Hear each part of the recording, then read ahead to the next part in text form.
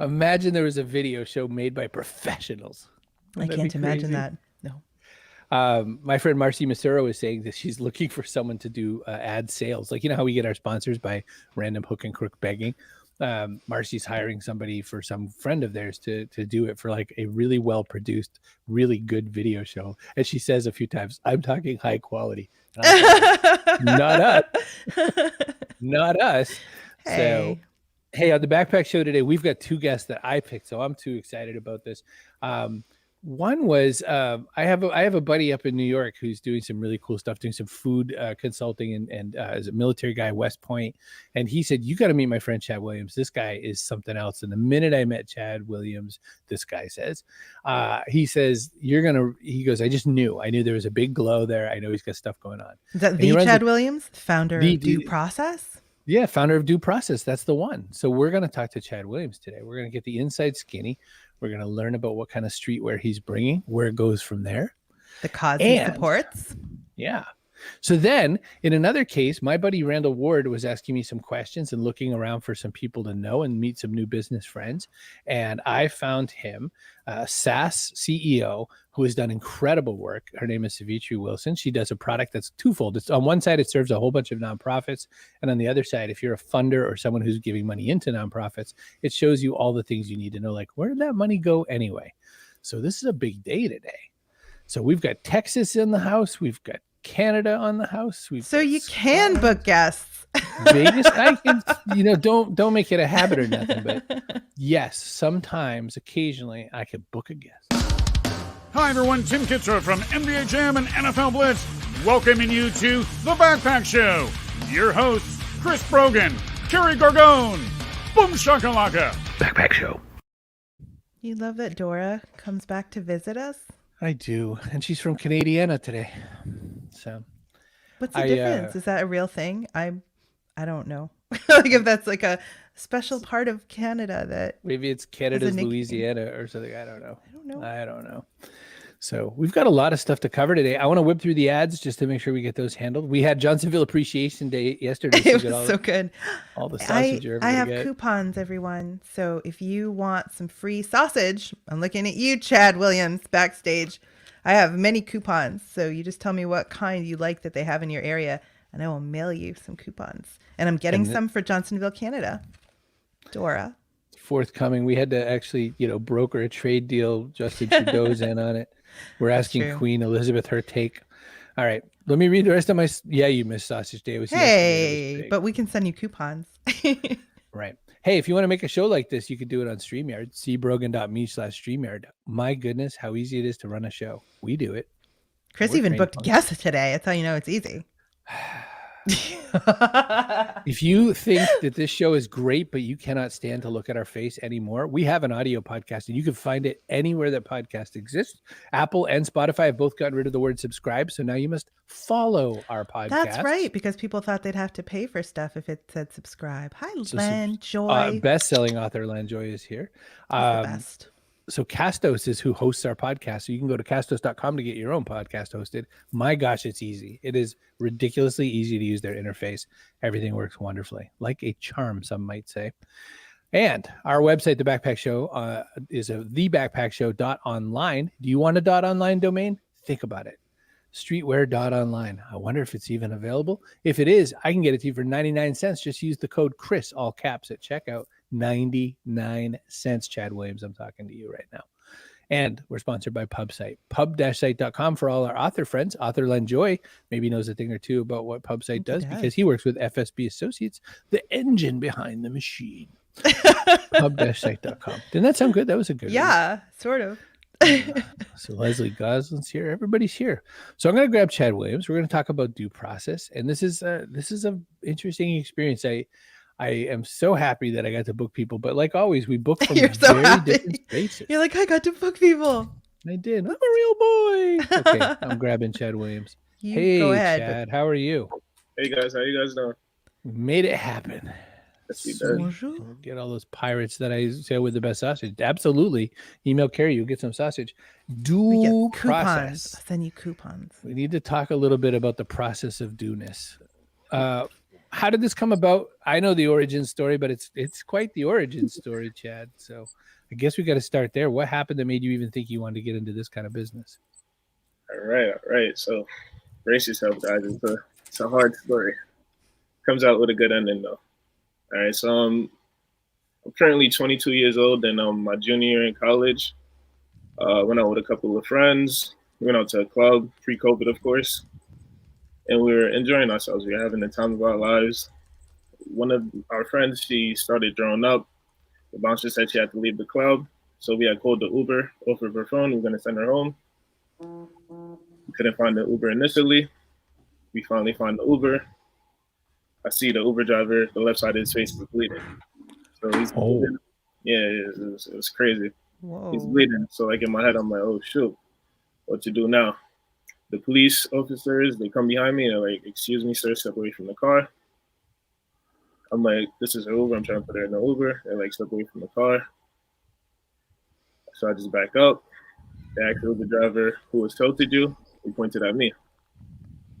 Yeah, what? So, like yeah. he just drove up and you were just there with your friend? This was the thing. We were looking for him for a little while because we couldn't find him at first because it was like packed outside. So I guess by the time we found him, somebody had assaulted him. Somebody had punched him. Oh my so gosh. When I got there with the girl and the cops asked him that, he pointed at me. So I had to spend the night in jail, something that I never thought I would have to do. I was in college. I was just taking my classes. It was my junior year. I'm originally from New York, and I was never arrested, but I came to college and I got arrested. So that was something that I never thought would happen. And like the worst part of it all was I had to see the judge in the morning, and she just looked like she hated me from like the first time she saw me. She appointed me a public defender. The public defender, he is unresponsive. She appointed the court date for 3 weeks after the incident. I was calling the public defender for like the whole 3 weeks, and he didn't pick up any phone calls. He didn't respond to any emails, and I just didn't know what to do. But luckily, the day before court, he had responded to the emails. I went to him. I told him the whole story. I was like, it was downtown Buffalo. You could just go downtown there, get the cameras, and you could be able to prove my innocence. So I thought it was going to be an easy case. I thought I wouldn't have to like hire a private attorney. So we go to court. He doesn't have the footage. He just asks him if he has it. He just says no. He doesn't give it like any reason behind it. He just said no. Just says no. He didn't get it is why he didn't have it. He didn't ask for it. He didn't do anything. So like I go throughout this for like a whole year, all while I'm in college, all while I'm working. So it's all on my mental. And I live in Brooklyn, and Brooklyn to Buffalo is like a 6-hour commute. So I don't have to travel in the summertime because I didn't have school. I would have to travel from Brooklyn to Buffalo to go to court to fight this case. So luckily, after the year, I was able to clear my name. The Uber driver said he wasn't sure of my identity anymore, but that was after a year. So like all of this already had took its toll on me and everything. So that's the story of why behind I started due process. So from that experience, you thought not just that you're going to start a business, but you need to do something about the situation, the justice system, the systemic racism in that system. Exactly. So should I go into like explaining what due process is now? Well, that's just it. I was going to say, so you get dragged for a year, and a lot of people would have just, I don't know, been indignant, tweeted bad things, been unhappy about your lot in life or whatever, or just played a lot more NWA. But you didn't. You said, I'm going to make something out of this. So talk about it. What'd you do?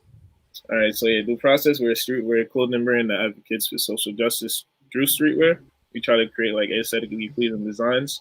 The reason I did it with streetwear is because like I grew up in New York, and we always like the latest fashion. We always like the newest things in fashion, the newest Jordans, the newest gear, everything. So I thought it would be a cool thing to combine two things I was passionate about, which was social justice and streetwear, and like put it in one. So I named the clothing brand Due Process, DOO process instead of the traditional way DUE process for trademark reasons, and like to also put it in the streetwear category of things. For those that don't know, due process means it's a legal term. It refers to fair treatment through the judicial system, especially as a citizen's entitlement. And I thought that would be like the perfect name for the brand because I didn't get any due process. The cops didn't try to check if there's any blood on me or anything like that. They just arrested me. They took the guy's word for it and they arrested me. So like he just pointed at the first black face that he saw, and unfortunately, that's the results of a lot of Black Americans. That happens to them a lot. And luckily, I was able to clear my name, but there's thousands of others that are not able to clear their names, and they have horrible public defenders that are not fighting their case accordingly. And the public defender had to forces a plea deal on them, and they end up taking the plea deal, and they have to say they did a crime, that they actually did it, to get reduced time because they don't want to go to trial because they feel like the public defender is not able to adequately fight their case. So luckily, I was able to get out. There's thousands of others that are not, and that's why I started Due Process. And with every sale, we donate 15% of the proceeds to organizations that advocate for social justice.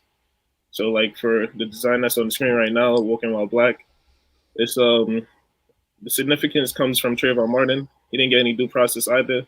George Zimmerman, he decided to take the law into his own hands and kill Trayvon. And I call it "Walking While Black" because that's what Trayvon is. He was walking while black. And the design is it's a portrayal of Trayvon Martin, and his head is an O, like it's in the shape of an O as the second O in "do," and then his body is in the shape of a P as in the first letter of "process." And with 15% of these proceeds, I wanted to donate it to the Trayvon Martin Foundation, but I wasn't able to hear back from them. So we decided to donate to the Last Prisoner Project, their organization that advocates for weed offenses. Like so there's a guy named Corbin Cooper. He got like life in prison for like a weed offense, and that's just crazy. Mm-hmm. But luckily, he was able to get out of jail due to the Last Prisoner Project. So that's one of the beneficiaries of this project, and then also the Western New York Peace Center, which they just advocate for social justice and better living all around. Chloe says that's horrific. I'm sorry that happened to you. Carol says so maddening, a whole year of this while you're going through school. Dora says amazing way to take a horrific experience and channel it into something positive. So lots of love for the project. Thank you. Yeah. So like, but yeah, I feel like that incident caused something good to happen because like Due Process, I feel like it's really my passion, and then a lot of people are also passionate about it as well. And like through that, I was able to go through my senior year. I was able to enter a business plan competition, and Due Process was my business in that competition. Like, and without like any really real business background, I was able to win that competition. I think I was able to win that competition, beating out schools like Cornell, Columbia, University at Buffalo, some Ivy League schools. I was able to win that competition because of like the mission behind Due Process and what Due Process stands for. The story alone would power your passion for the business, and that must have come across in all your presentations. Thank you. It's a tricky business doing a streetwear brand. They live or die pretty fast. There's a lot of chances to get it wrong. There's a lot of people that, are kind of rolling for a while and then they're not. What's it like, and sort of what's your experience with streetwear before launching your own? Before launching my own, so I'd say I spent a lot of money on streetwear. So like a lot of Supreme, a lot of Babe. So I guess, yeah, I spent a lot of money on it. I always liked the culture of it. It was always different. It wasn't like the traditional fashion that you see on like the runways and stuff like that. But yeah, it was always like me and friends, like the mornings before we had to go to class for college, we would all just like be on our computers on the Supreme website, trying to like get the latest gear that they're dropping. So yeah, I'd say I was always a huge fan. So you knew the product and what would make for a good one. Exactly. And I feel that it's even better in a way because of the mission behind it. Who does the designs? Do you, or do you work with designers? Like, how does this work? So I actually drew the designs myself, but I'm not able to graphic design it yet. So I actually outsource. So like I also serve like a fellow college student, and she helps me with the designs, Jackie. Wow. Future plans for some of these other designs, or are we sticking with Dopey for a while, or what's the Walking While Black, or what are you thinking about sort of rolling out the different designs as time rolls on? What's like the timing have to be in any typical clothing brand? So with that, I would say it depends on the season. So yeah, that definitely depends on the season, and like if you want to make like sweaters, if you want to make t-shirts, make t-shirts for summer, you make the hoodies for the fall, make jackets, bombers for winter. So definitely with timing, and then like the different designs, I guess it will go along with like the beneficiary of that drop. So like it'll like just have something to do with the beneficiary of the drop. The design will be based on that organization. Do they work with you on the design? Like, do they give you feedback on it or on early kind of concepts? No, not really. I would actually like pitch the design to them. So I'll have the design beforehand, and then I'll like pitch the design to them so that they can see, and then if they like it, It's like take it or leave it. We want to give you some free money. Take it or leave it. exactly. A lot of interesting comments out there. A lot of congratulations, a lot of nice work and great story. Paul asked a question. Have you thought of launching new designs via Kickstarter? Now that's interesting. Just to imagine sort of the funding process of getting this all done. Are you doing anything like that, like a money raise kind of situation? Yeah. So with that, with Kickstarter, I definitely thought about it before. So I created a shirt in the summer, like after the George Floyd incident. And this shirt, it stated the Minneapolis Police Department use of force regulations on it, and like with one of those regulations, not the exact words for it, but it would basically state that if you see a fellow officer doing wrong, it's your duty to intervene and stop that officer from doing wrong. And obviously, with the George Floyd incident, they didn't do that. So I created that shirt, and I put different rules and regulations on the back of it. And with that, I was giving it away for free at protests. I was giving it away for free at local protests. Like in the case, like a protester was on the ground, the officer of the law, they would see like their rules that they swore to on the back of the shirt, and hopefully that would persuade them to follow it. And I wanted to start a Kickstarter behind that because I wanted to like raise funds to help pay for the shirts. Because I created some out of my own pocket for free, and I was giving them away. But I actually went about doing it the GoFundMe way, and I actually got donations to create more of those shirts. So that's what I did. But Kickstarter was definitely a thought. Are you hiring people now? Like, you mentioned that you went up against in that competition a lot of people who were maybe Ivy League educated, who had a lot of advantages. How are you building your team for due process so you'll be able to take them on like for the long term? So building my team, I'll say from that business plan competition, I was approached by and I met with somebody named Marnie Levine of Launch New York. It's a venture capitalist firm based in Western New York. And basically what she offered me a job straight out of college and also to be able to work on my business.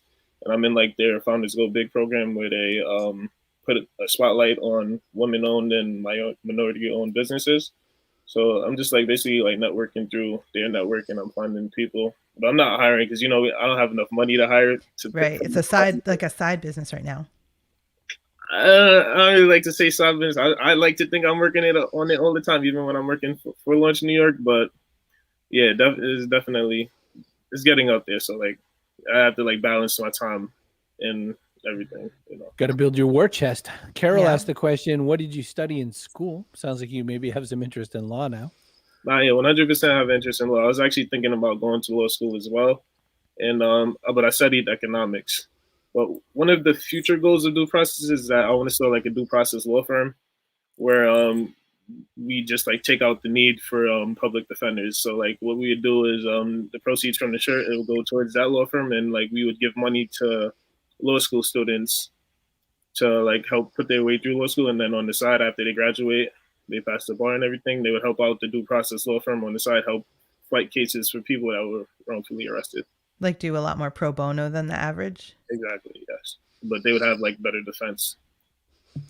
Better than public, that's for sure. Well, public defenders are not well funded or supported. So. Exactly. I was about to get to that point too, because I hated. There's very few of them, and they get really overburdened, and then they just don't have the energy. Exactly. And so like I hated the guy at first, but while going through the business plan competition, I learned that they're actually underfunded and overworked. So I started to give him a little bit of sympathy, but it's always a special place in my heart for him. It's still awful. Like that still should not happen. And yet when you look at it, you realize they're just people like you and me that have only so many hours in a day and way more work than can get done. So it's a systemic problem. Exactly. And you're exactly right on how to address it. Coach Woodard's asking, for those of us who aren't streetwear wise, how can we support your cause? Like, do you have another GoFundMe? Is there another way people could help support the work you're doing if they don't necessarily wear the clothes? As of right now, no, but I would say you could always donate to the different organizations that are out there. And then also you could probably buy like an article of clothing, give it to like a nephew, daughter. You got some cool kids. Come on. In your family. You gotta find somebody. Chad Williams, thank you so much for being on and giving us this conversation, giving us a sense of where you're going with it. And thanks for, giving people a thought on maybe you don't just stop after you get let off of the case. Maybe you can actually go forward and do even bigger things. Exactly. Thanks, And, thank you guys for having me. Don't go All right. away. Stick around. We have more things to do with you. All right. We're going to grab Ceviche Wilson. This is a whole change, right? So we go from a guy who had to get thrashed by the system, and then falsely accused of something just out of the blue. Elizabeth says, I hope you do go to law school. Brother's a law professor, and this is a big research area. Man. Just bought a tee and a hoodie. Will I be the first Irish customer? He's from Ireland, Chad. Yeah, you'll be the first guy wearing that drip in Ireland. That's no question. I don't know. Not the last, for sure. Know. You never know. I would have gone UK first. I'm going to grab Ceviche Wilson. We're going to talk all about Resilia. Hi. Hello. Hi, how are you guys doing? Best day ever. So I know that's a tough act to follow. It's a SaaS company. I'm like, we're switching gears completely, I feel like, but it's the thing is all in the same vein of like, how do you do good for people and how you give back? So right. Your business is doing good for people. So you're helping them spend the right time in the right places. What was your background before that you said, I think I could totally run a big ass SaaS company? What made you think this is what I'm going to do with myself? Absolutely. So for me, I actually started my first company fairly young. Chad is much younger than I am. But when I was 22, I started my first company, Solid Ground Innovations. And it was essentially a management consultancy agency. And we were helping nonprofit organizations, essentially serving as the back office in lieu of full-time employees. So bringing capacity to their day-to-day. We were also helping these large funders and private foundations and family foundations and corporations help define what their giving looked like, as well as bring technical assistance, which is supporting the organizations that they were funding, helping them be successful. And so I started thinking about the major gaps that we were experiencing, the silos between the grantees and the funders. And I thought about how dated and antiquated the technology was in our space to actually support the work that we were doing. And I was like, okay, I'm going to try to productize our services and deliver through a software solution, which gave rise to Resilia. So Resilia is definitely roughly over 10 plus years of my career, and now trying to take that and formalizing it into a tech company. It's really nuts to look at. And and when I was looking up and doing research on you for my other project, I was just like, you took on something that I hadn't seen anybody really going after, which was during Hurricane Katrina, for instance. The government did not rush in and fix that. They did not come and help. In fact, the best we had out there in the field was Walmart. Like, who in what universe was going to say, man, look at Walmart, look what they're doing. That's great job, guys. Right. That's embarrassing as a nation, and just incredible that nobody could do it. Was that the inkling? Did you say, I know I can help better? When you started things like Exempt Me Now and some of the earlier things that led to what is Resilia, was that what you saw and that's what you decided you wanted to go after?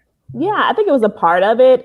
Even before that, when I was in college, I was one of the recipients of the Bill and Melinda Gates Scholarship, which is pretty difficult to get. However, it's the largest scholarship in the world that you can get to go to college, and they essentially pay everything. But I was 18 coming into LSU, and so they fly out all the scholars from all across the country, from Harvard, Yale, all the schools that they supported, and they're all students of color. And so that's like the, description of everyone coming together. And it's interesting because now they have like 1,000 students, 18-year-olds, and they have us in this like beautiful resort area. And they're essentially trying to tell us, you're going to go off and have these amazing careers, but don't forget your communities that you come from. Don't forget to prioritize like doing good. And so I do feel like that was kind of like the seed that was planted even earlier on before Katrina. Katrina also happened when I was in college, and you're absolutely right. Most people with COVID-19, it was the first time that their entire world changed overnight. For me, that was Hurricane Katrina. Like our entire world changed overnight. And we did see like the response. It's something that I saw that was happening with COVID-19. I was like, okay, here comes the government. Let's see what they try to throw at people. Here come the foundations and charitable organizations trying to figure out how do they support communities, how do they stand up these funds. And so, yeah, I do feel like Katrina kind of gave me a lesson in disaster, not a pandemic, but definitely a lesson in disaster and how to respond. And the big mess that government response and to how any kind of disaster respond. can be. Yeah, I was like, they should have mailed the vaccine to the Marx brothers. Like, you're just running around. Yeah, Nobody knows what's going crazy. on. Ceviche, and I looked it all over. It's sort of funny. SaaS companies are thought of as sexy. We think of Salesforce, or we think of, all the shiniest ones. You have such a non-sexy, super important business. Your business is like, I want to make sure the money goes to the right people. I want to make sure a nonprofit doesn't spend their time wound up in software hell when they could be just working on the mission they have to serve. Did you think of that? Like, was that in your mind? Is it cause first, or is it like, I know these non-sexy problems need to be solved. I know I can apply some really easy smarts to make it work. Like, where's the chicken? Where's the egg here? So it's interesting because I also describe it the same way. Not only just SaaS, but the work that we're doing as like being kind of non-sexy work, but the work that needed to get done. And particularly because there's more capital, more money being just deployed via philanthropy corporations today than like ever in history, right? So you hear these billionaire pledges being started. You hear people committing to give away their entire wealth before their lifetime.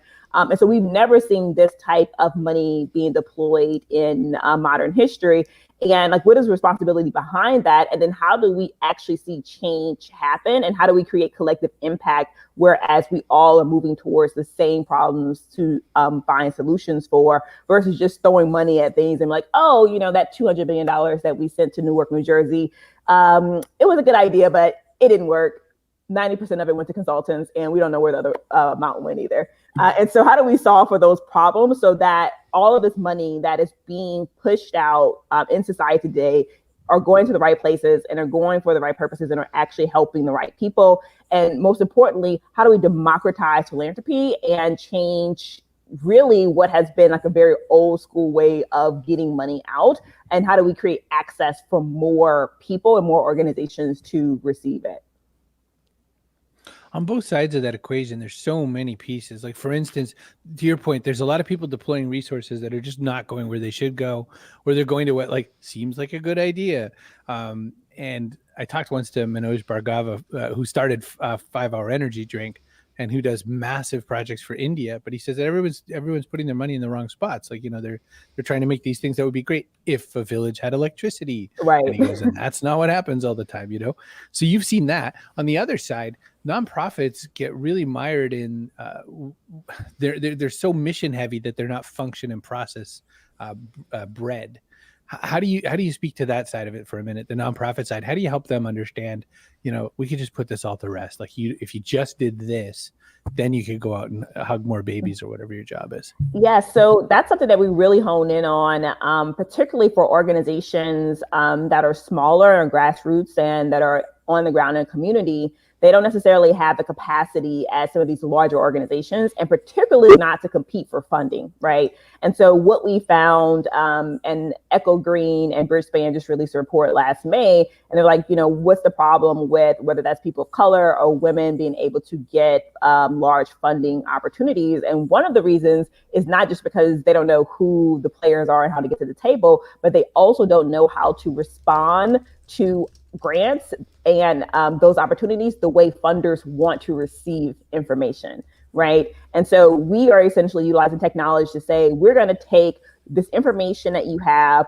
we're going to automate the processes, we're going to extract the data that's most important to funders, and we're going to alleviate you having to really do this type of reporting and extracting information because you're on the ground every day doing all of this work. And so a lot of what we're building is seeking to simplify that organizational, operational background work that nonprofits are that they have to do to keep their organizations alive and sustainable.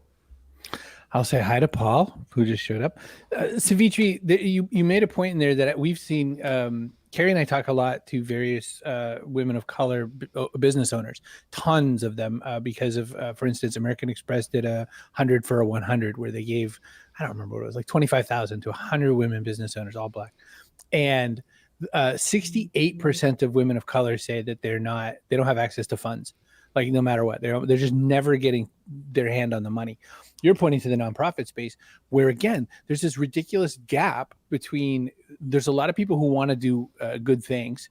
There's a lot of people who at least want to like have the appearance of doing good, but they haven't quite figured out where to put that money the way it's going to work. I asked you, what do you do to the nonprofits? How do you tell like Coke, this would be good, Coke, you could really do this? Or is that your job? Is your job just to give them the mechanics to make sure their money gets spent in a better way? Like, what piece of the pie do you want to hold on to right there?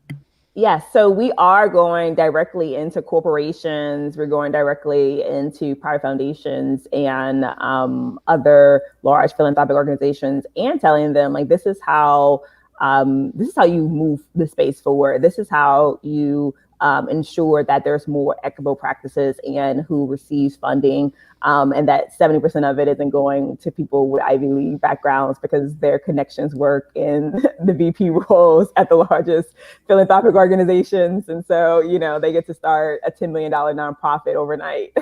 And so bringing awareness to all of these things is important. I was having a conversation with Courtney Hodap, who was the head of nonprofit engagement for JP Morgan Chase.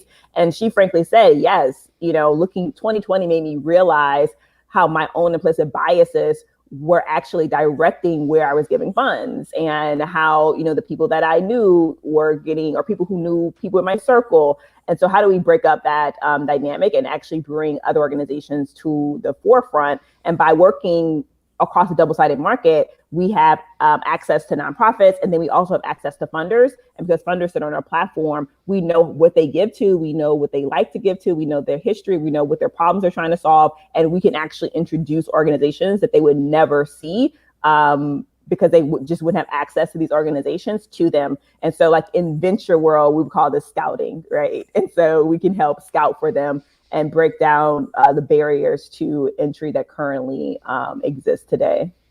Are you and the other recipients of the Bill and Melinda Gates Foundation Scholarship like a network now? Do you support one another? How does that work? I feel like I was amongst the onset of Facebook. So the community is deeper now. And social media just connected people in a way that we just never connected. And I was on Facebook when LSU was like one of the first schools to get on Facebook, and most people didn't have a face on Facebook because they had these old dated cameras, and maybe you got one photo. And now we're in a whole different world. And so we were literally just having a conversation about how do we reunite our class to see like where everyone is. But generally, I would say the Gates Scholarship has connected alum in a way that has allowed people to collaborate. Wouldn't that be awkward? You're like, you just ran off and you're like, I got mine. Starting living life. Yeah. Yeah, it was crazy. Like there was a group like, called Mom and Dad, and it was talking about Gates, because I don't think that anyone really, it was like transformative type of scholarship funding, right? And so I have seen philanthropy done right. And I feel like that scholarship was one of the ways that philanthropy was like done right. And Bill and Melinda said like they were criticized about that scholarship because, they didn't give it to white kids, right? And so, and they, for 20 plus years, they're like, nope, we're not anyone else.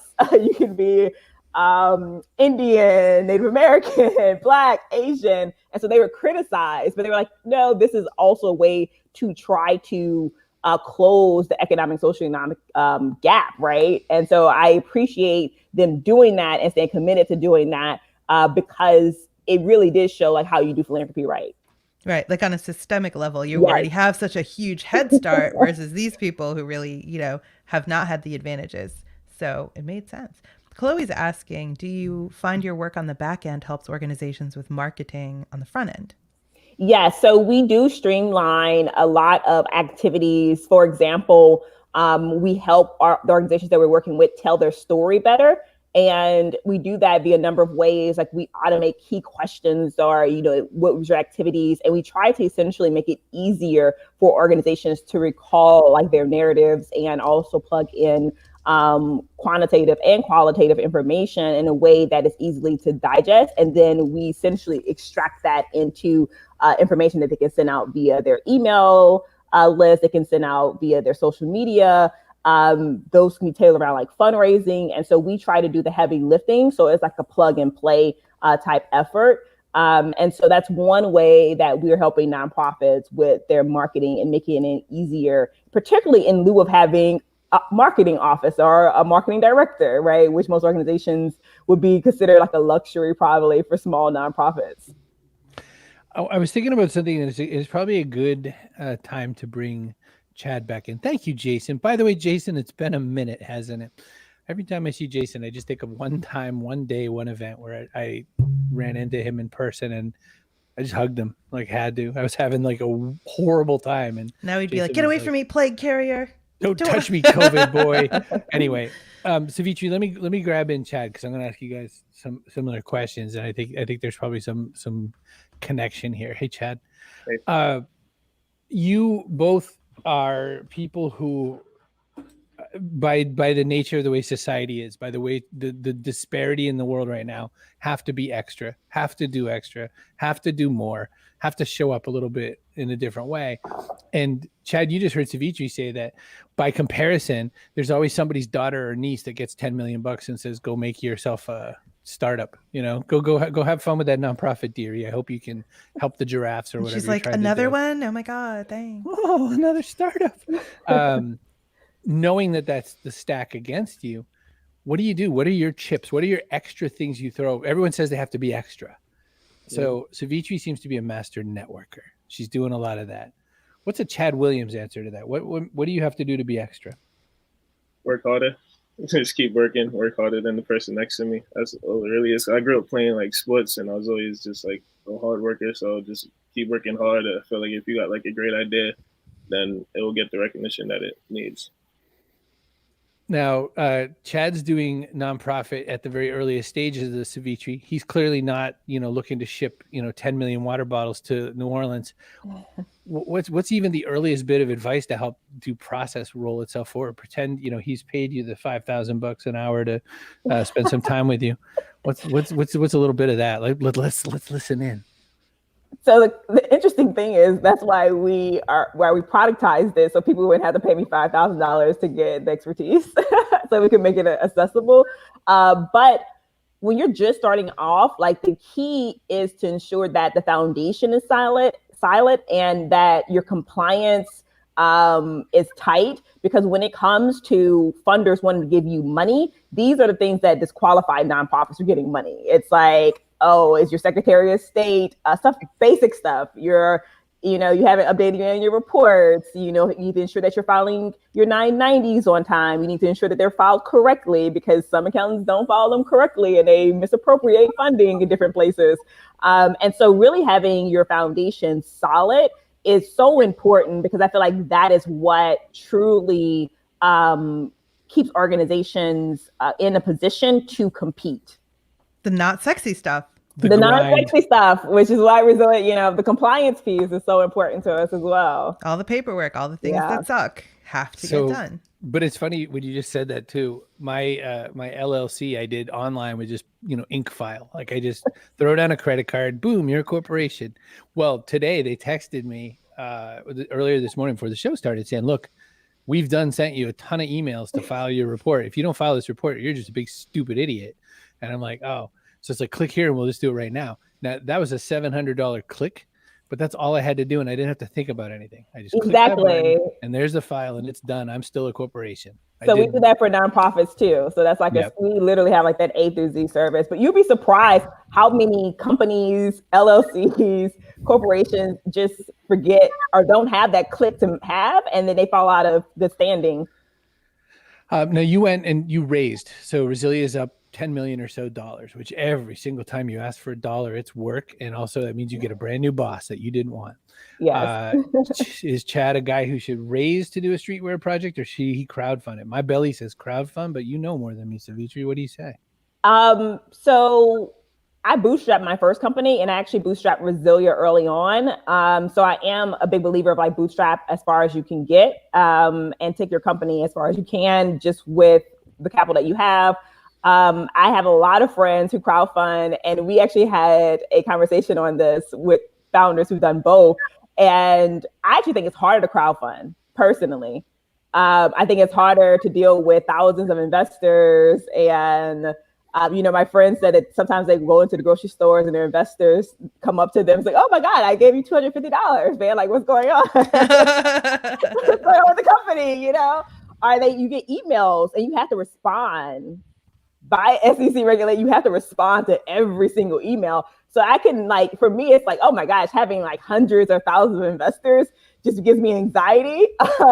However, raising capital for me, it's like if you can get your story, your narrative, and all you need is like that one yes, like really get the ball rolling. Is it easy? No, but I actually think you're better positioned today than you ever were before. Because let me tell you, all these funds that have just been created to give to minority founders, to Black and brown founders, did not exist when I was raising capital.